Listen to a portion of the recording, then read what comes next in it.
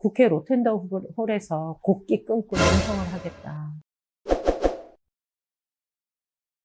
저는 추도사에도 그 얘기를 했는데 병원에 들어갈 때도 그랬거든요. SNS에 올린 글에 보면 지방선거 앞두고 다들 이렇게 뛰는데 내가 나갈 수 있을까? 이렇게 메시지를 썼어요. 그러고 나서 5월 16일 날 쓴 거에 보면 지금의 선거제도는 거대 양당의 그 지역주의를 더 강화하는 수단이 불과하다. 그러니 선거제도 개혁해야 된다. 이 문제는 누군가의 개인의 결단과 희생으로 극복할 수 있는 문제가 아니다. 제도 개혁하자. 이 얘기를 써놨어요. 허대만이라는 사람이 살아온 26살에 시의원으로 되고 죽음에 이르기까지 28년 정도의 그 삶 전체가 보여준 게 거기 고스란히 다 녹아있는 것 같아요.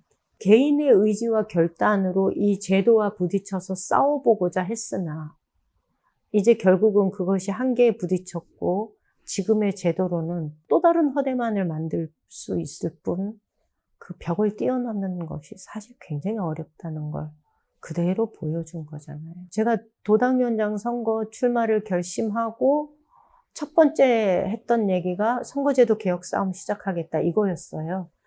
그렇게 결심을 하게 된 데는 허대만의 영향이 큰 거였죠. 전략공천 받고 4월 30일 날 도지사 선거를 어떻게 하면 좋을까 싶어서 제가 포항으로 갔었거든요. 가서 만난 허대만 위원장의 모습이 불과 몇 달 사이에 병색이 완연했어요. 집으로 돌아오는 차 안에서 운전을 할 수가 없었어요. 너무 마음이 아파서. 그때 그 생각이 든 거죠. 아, 지금 우리의 민주당은 저런 분의 인생이 정말 갈아 넣어져서 여기까지 온 거구나, 이런 생각. 그래서 그때 제가 결심한 거예요. 도당위원장 선거를 하게 되면 선거제도 개혁 싸움을 해야 되겠다. 있지요. 가장 기억에 남는 건 오징어 팔 때였어요.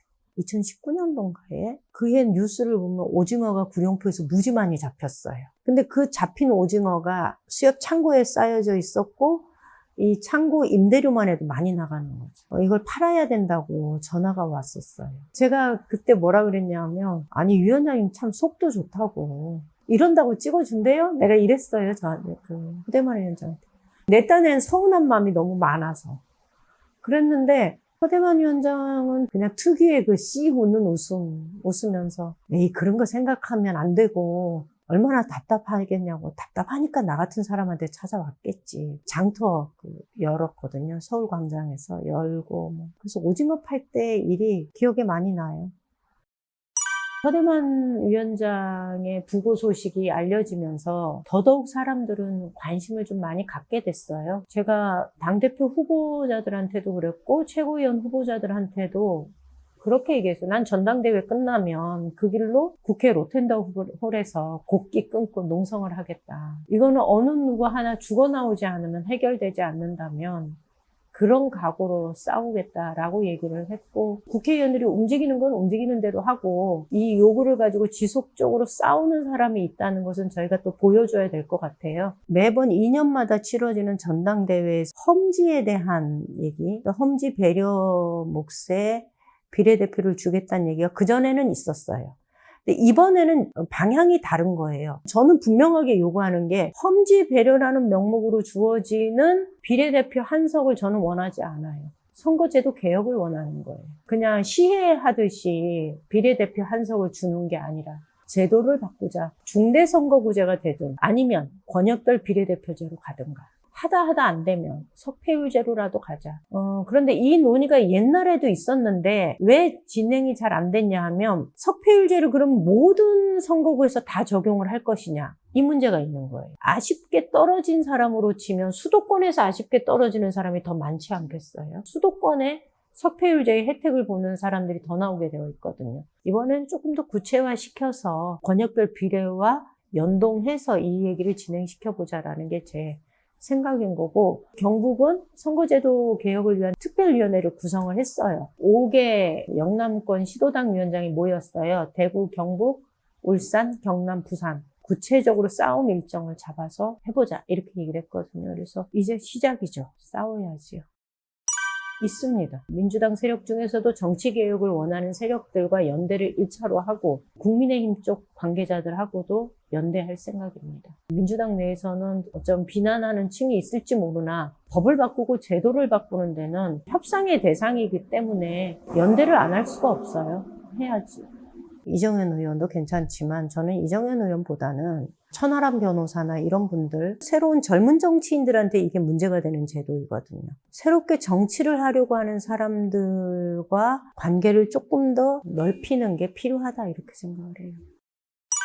이재명 당 지도부를 만든 가장 결정적인 공로자는 사실은 문재인 대통령이라고 봐요.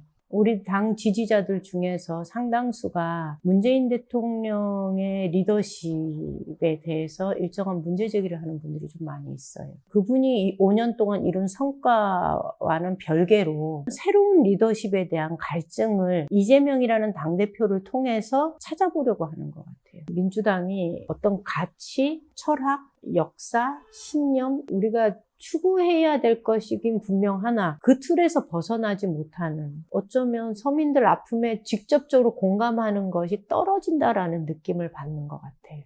새롭게 구성된 지도부는 이 공감하는 능력이 굉장히 예민한 그런 지도부가 되었으면 좋겠다는 생각이 들어요. 이분이 가지고 있는 장점 중에 하나가 약속한 건 지킵니다잖아요. 근데 행정을 할 때는 약속한 건 지킬 수 있어요. 지킬 수 없을 것 같으면 약속을 안 하면 되는 거죠. 근데 정치는 전 또 다른 영역이라고 생각해요. 지금 당장은 그것이 될 수 없을지 몰라도 장기적인 이 관점에서 문제를 풀어나가고, 어떤 때는 문제의식을 던지는 것만으로도 정치가 시작되는 것이기도, 일의 상당 부분이 풀리는 것이기도 하고 이런 거거든요. 지금 당장은 이것이 어려워 보이지만 그럼에도 불구하고 지금 시기에 이것이 필요하다면 과감하게 던지는 게 필요한 거죠. 예를 들면 선거제도 개혁과 같은 거예요. 국민의힘하고 우리가 합의가 되지 않으면 이건 어려운 거거든요. 그렇지만 어렵다 하더라도 누군가는 이 문제를 지속적으로 제기하고 이걸 풀어나가야 할 거라면 정치적인 과제로 이것을 던지고 약속을 하는 것도 저는 필요하다고 생각이 들어요. 선거제도와 관련된 비전을 제시해 주셨으면 좋겠다라는 얘기를 부탁을 드리고 싶어요. 아니, 안 들어왔어요. 그리고 나 그거 요청하지 않아요. 저한테 이런 제안이 들어오지를 않아서 저도 고민해보지는 않았는데, 이재명 당대표가 당을 어떻게 이끌고 가고 싶은가에 대한 구상하에서 정하는 거여서 수락을 하고 선거제도 싸움을 하겠죠. 그게 내 역할이니까. 요청이 온다면 이거는 싸움하라는 거구나, 그런 메시지로 받아들이고 얼른 해야지. 국민의힘에서 낸 법안은 민간공항은 전부 국비로 해라. 군사공항은 기부대 양여 방식으로 하겠다. 그런데 그것에 부족한 부분은 국가가 좀 적극적으로 지원해달라. 이런 거거든요.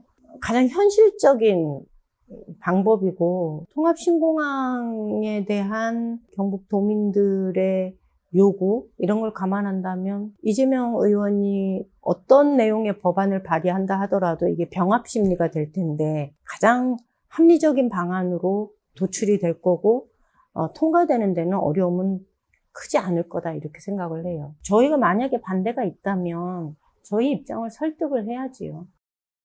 선거 때 제일 많이 들었던 얘기가 부부 정치인에 대한 얘기를 제일 많이 들었어요. 어떻게 남편이 이제 지역위원장인데 부인이 도당위원장을 할 수 있나요?